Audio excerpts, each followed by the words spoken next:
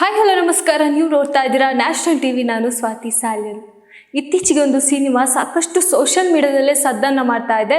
So ಯಾವ cinema ಅಂತ already ನಿಮ್ಮ ಫೀಡ್ಗಳಲ್ಲೂ ಬಂದಿರುತ್ತೆ. ಅದೇ ಮೇಡ್ ಇನ್ ಕೊರಿಯಾ ಅನ್ನೋ ಸಿನಿಮಾ. ಸೊ ಪ್ರಿಯಾಂಕಾ ಮೋಹನ್ ಅವರು ನಟನೆ ಮಾಡಿರುವಂಥ ಈ ಸಿನಿಮಾದಲ್ಲಿ ಅಂಥದ್ದೇನಿದೆ, ಯಾಕೆಷ್ಟು ಈ ಒಂದು ಕೊರಿಯಾದ ಮೂವಿಗೆ ಇಷ್ಟೊಂದು ಜನ ಯಾಕೆ ಮಾರು ಹೋಗ್ತಾರೆ ಅಂತ ಈ ಸಿನಿಮಾ ನೋಡಿದ ಮೇಲೆ ಗೊತ್ತಾಗುತ್ತೆ.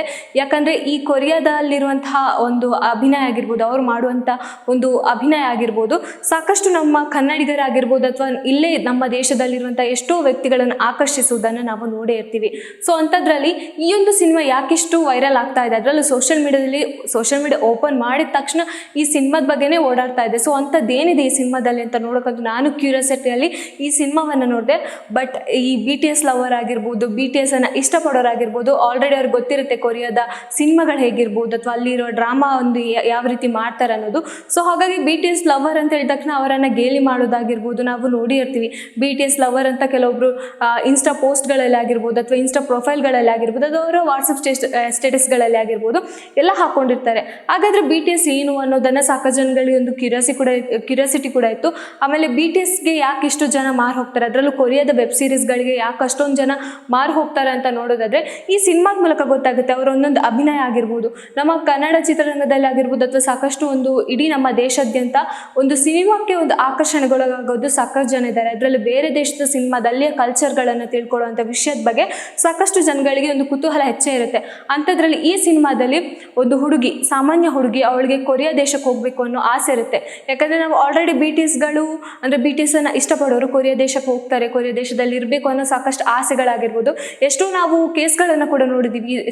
ರೈಲ್ವೆ ಸ್ಟೇಷನ್ ತನಕ ಹೋಗಿ ಅಂದರೆ ಸೌತ್ ಕೊರಿಯಾಕ್ಕೆ ಹೋಗಬೇಕು ಅನ್ನೋದು ಕೆಲವೊಂದು ಆಸೆಗಳನ್ನು ಆಗಿರ್ಬೋದು, ಅವರ ಒಂದು ಹುಚ್ಚುತನ ಆಗಿರ್ಬೋದು, ಅವರ ವಿಡಿಯೋಗಳನ್ನು ನೋಡಿ ಅಲ್ಲಿ ನಾವು ಹೋಗಬೇಕು, ಅಲ್ಲಿಯ ಒಂದು ಸೌಂದರ್ಯವನ್ನು ನಾವು ವೀಕ್ಷಿಸಬೇಕು, ಆ ಥರ ಕೆಲವೊಂದು ಹುಚ್ಚುತನದ ಒಂದು ಅಭಿಮಾನಿಗಳು ಇರ್ತಾರಲ್ಲ. ಸೊ ಅಂಥವ್ರಿಗೆ ಈ ಒಂದು ವಿಡಿಯೋ ಅಥವಾ ಅಂಥವ್ರಿಗೆ ಈ ಒಂದು ಸಿನಿಮಾ ಅಂತಲೇ ಹೇಳ್ಬೋದು. ಯಾಕಂದರೆ ಅಲ್ಲಿ ಒಬ್ಬ ಅಂದರೆ ಒಂದು ಹುಡುಗಿ ಅಲ್ಲಿ ಹೋಗಿ ಯಾವ ರೀತಿ ಅಲ್ಲಿ ಕಷ್ಟವನ್ನು ಪಡ್ತಾಳೆ, ಅಲ್ಲಿ ಯಾವ ರೀತಿ ಜೀವನವನ್ನು ಸಾಗಿಸ್ತಾಳೆ, ಅಲ್ಲಿ ಯಾರು ಅವಳಿಗೆ ಸಹಾಯ ಮಾಡ್ತಾರೆ, ಈ ಎಲ್ಲ ಕವರ್ ಆಗಿರುವಂಥ ಸ್ಟೋರಿ ಈ ಮೇಡ್ ಇನ್ ಕೊರಿಯಾದಲ್ಲಿ ನಾವು ನೋಡ್ಬೋದು. ಸೊ ಅವಳು ಅಷ್ಟೇ ಕೊರಿಯಾ ಡ್ರಾಮಾವನ್ನು ಇಷ್ಟಪಡ್ತಾಳೆ. ಬಟ್ ಇಲ್ಲೆಲ್ಲೋ ಒಂದು ಕಡೆ ಅವ್ರು BTS ಅನ್ನು ಆಗಿರ್ಬೋದು ಅಥವಾ BTSಗೆ ರಿಲೇಟೆಡ್ ಆಗಿರುವಂಥ ವಿಡಿಯೋಗಳನ್ನು ಯಾವುದೇ ಕಾರಣಕ್ಕೂ ಪ್ರಮೋಷನ್ ಕೂಡ ಮಾಡಿಲ್ಲ. ಆದರೂ ಬರುವಂಥ ವೆಬ್ ಸೀರೀಸ್ಗಳಿಗೆ ಅವಳು ಅಂದರೆ ಇಷ್ಟಪಟ್ಟಿರ್ತಾಳೆ. ಸೊ ಆ ವೆಬ್ ಸೀರೀಸ್ ಮೂಲಕ ನಾನು ಆ ದೇಶಕ್ಕೆ ಹೋಗಬೇಕು ಅನ್ನೋ ಒಂದು ಆಸೆ ಇಟ್ಕೊಂಡಿರ್ತಾಳೆ. ಸೊ ಇದು ಯಾವ ರೀತಿ ಕನೆಕ್ಟ್ ಆಗುತ್ತೆ ಅಂದರೆ, ಈಗ BTS ಲವರ್ಗೂ ಕೂಡ ಅಷ್ಟೇ, BTSನ ಇಷ್ಟಪಡೋರು ಅಷ್ಟೇ, ನಾವು ಆ ದೇಶಕ್ಕೆ ಹೋಗಬೇಕು ಅನ್ನೋ ಎಷ್ಟು ಆಸೆಗಳನ್ನು ಕಟ್ಕೊಂಡಿರ್ತಾರೆ. ಸೊ ಅಲ್ಲಿ ದೇಶಕ್ಕೆ ಹೋದ್ಮೇಲೆ ಯಾವ ರೀತಿ ಕಷ್ಟ ಆಗುತ್ತೆ, ಆಮೇಲೆ ಅಲ್ಲಿ ಹೇಗೆ ಜೀವನವನ್ನು ಅವಳು ಹೇಗೆ ಜೀವನವನ್ನು ಸಾಗಿಸ್ತಾಳೆ, ಈ ಎಲ್ಲ ಸ್ಟೋರಿ. ಆಮೇಲೆ ನಮ್ಮ ಇಂಡಿಯಾ ಬಿಟ್ಟು ಅಲ್ಲಿ ಹೋದಾದ್ಮೇಲೆ ಅಲ್ಲಿಯ ಒಂದು ಬಾಂಡಿಂಗ್ ಕ್ರಿಯೇಟ್ ಆಗಿರ್ಬೋದು, ಅಲ್ಲಿ ಫ್ರೆಂಡ್ಶಿಪ್ ಆಗಿರ್ಬೋದು ಅಥವಾ ಅಲ್ಲಿ ಬೇರೆಯವ್ರಿಗೆ ಯಾವ ರೀತಿ ರೆಸ್ಪೆಕ್ಟನ್ನು ಕೊಡಬೇಕು, ಅಲ್ಲಿಯ ಕಲ್ಚರ್ ಏನು ಅಂತ ಎಲ್ಲವನ್ನು ಅವಳು ತಿಳ್ಕೊಂಡಿರ್ತಾಳೆ.